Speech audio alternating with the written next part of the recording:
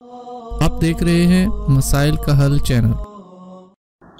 نحمدہ و نصلی علی رسولہ الکریم، اما بعد فاعوذ باللہ السمیع العلیم من الشیطان الرجیم، بسم اللہ الرحمن الرحیم۔ آپ نے 14ویں سپارے کی تلاوت سنی، سورہ الحجر النحل۔ تو اللہ رب العزت نے سورۃ الحجر کے اندر کئی قوموں کا تذکرہ کیا، اصحاب مدین، اصحاب الایکہ، اصحاب الحجر، قوم سمود، قوم لوط۔ قوم لوط بڑی اڑیل قسم کی قوم تھی، ان پر ایسے عذاب آئے، اللہ رب العزت نے انہیں ایسے تباہ و برباد کیا۔ ان کا جرم کہ یہ بے حیائی کرتے تھے لڑکوں سے، تو اللہ رب العزت نے انہیں تباہ و برباد کر کے رکھ دیا۔ اس بستی پر اللہ نے پتھروں کی بارشیں کی تھی، اس بستی کو اللہ نے زمین سے اٹھا کر پھر اوپر سے دوبارہ واپس زمین پر پھینک دیا۔ اور اللہ رب العزت یہ سمجھانا چاہتے ہیں کہ ایسا کام یقیناً بے حیائی پر مبنی ہے، ایسا کام اللہ فرماتے ہیں ہمیں پسند نہیں ہے۔ اور قوم سمود، ان پر بھی اللہ رب العزت نے عذاب بھیجا۔ ایسا عذاب، ان کا گناہ کیا تھا؟ قوم سمود نے جو اللہ تعالیٰ کی طرف سے بھیجی ہوئی اونٹنی تھی، اس کے پاؤں اس کی ہوچیں کاٹ ڈالی، جبکہ وہ اللہ کی طرف سے ایک معجزہ تھا۔ اور ناپ تول میں اصحاب مدین یہ ناپ تول میں کمی کیا کرتی تھی۔ اللہ فرماتے ہیں ہم نے ایسا ان پر عذاب بھیجا کہ یہ جس جگہ پر بیٹھے تھے، جہاں جہاں سوئے ہوئے تھے، وہیں کے وہیں پڑے رہ گئے۔ ایک زوردار چیخ، دہشت ناک آواز نے ان کو لپیٹ لیا، اور جن مکانوں میں یہ سوئے ہوئے تھے، بیٹھے تھے، اور یہ بڑی قوم میں تھیں، بڑے قد کاٹ تھے ان کے، بڑے ماہر تھے مکان بنانے میں، بڑے بڑے یہ انجینئر بھی تھے۔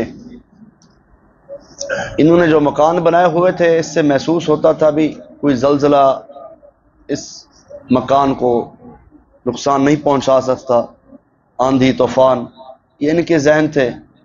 لیکن اللہ نے ان کو انہی کے ہی مکان میں تباہ و برباد کر کے رکھ دیا۔ اللہ ہمیں محفوظ فرمائے۔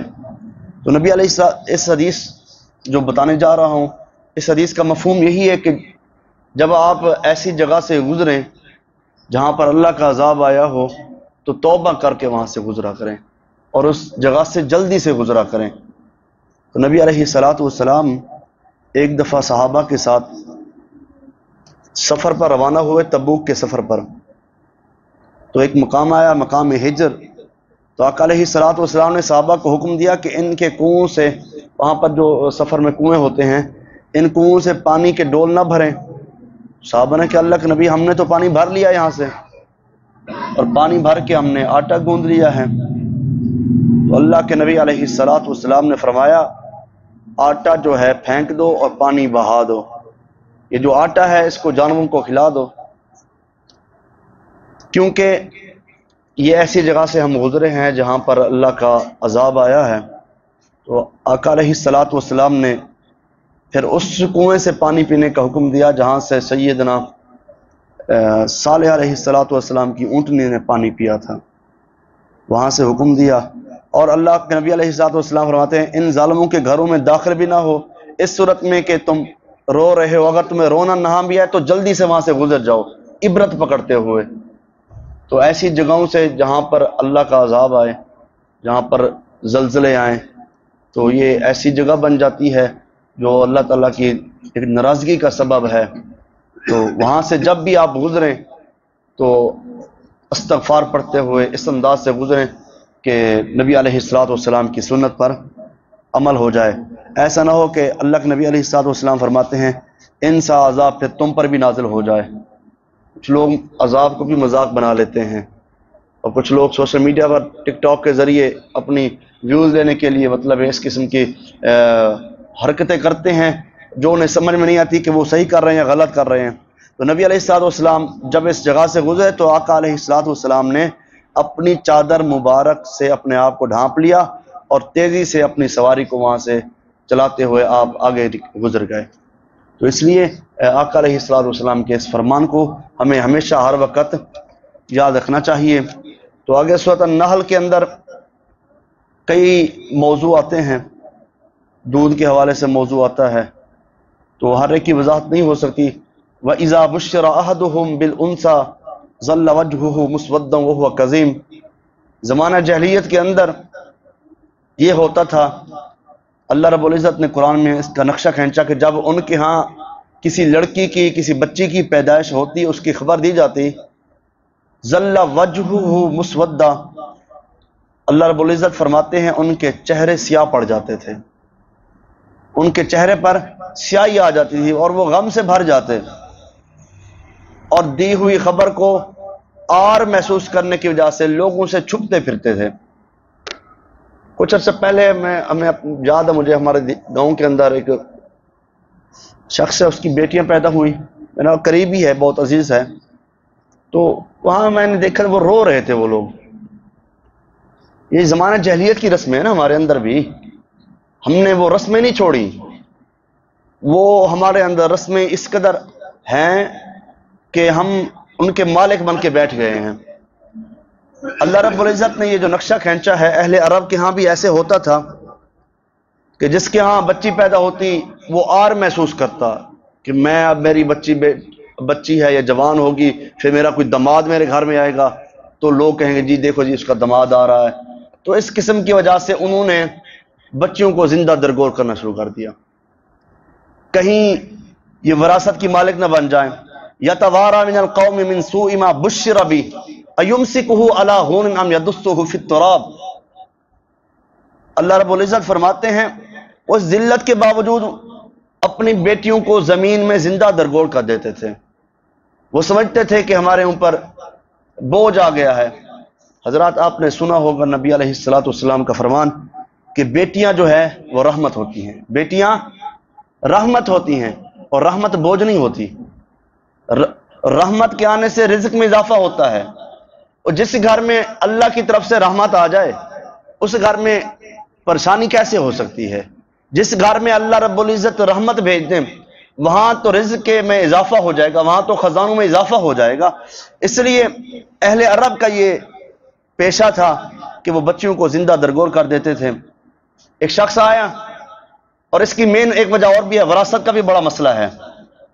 ایک شخص آیا، صحابی رسول سیدنا بشیر رضی اللہ تعالیٰ عنہ، ان کے بیٹے کا نام نعمان بن بشیر رضی اللہ تعالیٰ عنہ، یہ باپ بیٹا بھی گھر میں گفتگو کر رہے ہیں، تو اس کے والد نے کہا اپنی اس کی والدہ کو کہ یہ جو فلاں جگہ ہے، فلاں مقام ہے، فلاں پیسے ہیں، میں اپنے بیٹے کو دے رہا ہوں۔ تو اس کی بیوی نے کہا اگر یہ آپ تحفہ اپنے بیٹے کو دے رہے ہیں تو اس میں نبی علیہ الصلوۃ والسلام کو گواہ بنا لیں۔ اس نے کہا ٹھیک ہے، وہ چل پڑے۔ سیدنا بشیر رضی اللہ تعالیٰ عنہ نبی علیہ الصلوۃ والسلام کے پاس پہنچے، کہا اللہ کے نبی صلی اللہ علیہ وسلم میں فلاں زمین فلاں جگہ جو ہے اپنے بیٹے کو تحفے میں دینا چاہتا ہوں، آپ اس پر گواہ بن جائیں۔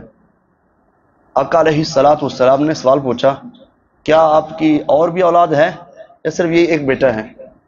کہا اللہ کے نبی ایک اور بیٹی بھی ہے میری۔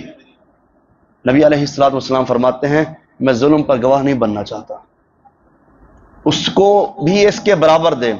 اور یہ شرعی مسئلہ ہے، زندگی کے اندر اگر اولاد کو آپ نے دینا ہے تو برابر کا حصہ دینا چاہیے، یہ شرعی مسئلہ ہے، اور وہ وراثت نہیں ہوگی، وہ تحفہ ہے۔ جیسے آپ بیٹے کو دے رہے ہیں ویسے ہی بیٹی کو برابر کا حصہ ملے گا، یہ شرعی مسئلہ ہے۔ آقا فرماتے ہیں فَاتَّقُوا اللَّهَ وَاعْدِلُوا اولادکم، اللہ سے ڈرو اور اولاد کے معاملے میں انصاف کیا کرو۔ ہمارے معاشرے میں پروموٹ کیا جاتا ہے صرف بیٹے کو پروان چڑھایا جاتا ہے، جبکہ بیٹی کا بھی حق ہے۔ وراثت جو ہے والد کی وفات کے بعد ہوتی ہے، پہلے وراثت نہیں ہوتی۔ اور کہتے ہیں جی اس نے جی سب بیٹوں کو دے دی اور جو بیٹا اس کی نافرمانی کرتا تھا یا جو بیٹا جس بیٹے کے ساتھ اس کی بنتی نہیں تھی اس کو دی نہیں، تو یہ سمجھ لو اس نے اپنے ذمے آگ لے لی ہے، اس باپ نے اپنے ذمے آگ لے لی ہے۔ جو اولاد کی وراثت میں حق ہے وہ اولاد کو دینا پڑے گا، چاہے وہ بیٹی ہے یا بیٹا ہے۔ جو وراثت ہے وہ بعد میں ملے گی، پہلے جب دینا ہے تو تمام اولاد کے درمیان برابر کی تقسیم ہوگی۔ یہ شرعی مسئلہ ہے۔ ایک صحابی سیدنا میرے خیال میں سعد بن ربیع وقاص ہیں رضی اللہ تعالیٰ عنہ، یا راوی میں اختلاف ہو سکتا ہے، میرے ذہن میں یہ صحابی کا نام آ رہا ہے۔ تو وہ اللہ کے نبی علیہ الصلوۃ والسلام کے پاس آئے، کافی بیمار تھے، کہ اللہ کے نبی صلی اللہ علیہ وسلم میرا ارادہ ہے کہ میں اپنی ساری جائیداد نا اللہ کی راہ میں وقف کر دوں۔ تو آقا علیہ الصلوۃ والسلام کیا کہتے ہیں؟ تیری اولاد ہے؟ جی اولاد ہے۔ اولاد میں کیا ہے؟ اللہ کے نبی بیٹی ہے۔ آقا علیہ الصلوۃ والسلام فرماتے ہیں پھر اس کا حق رکھ، اگر تم اس کو ایسے چھوڑ کے جائے گا کہ وہ پیچھے تیرے مانگتے پھرے پھر تو مجرم ہے۔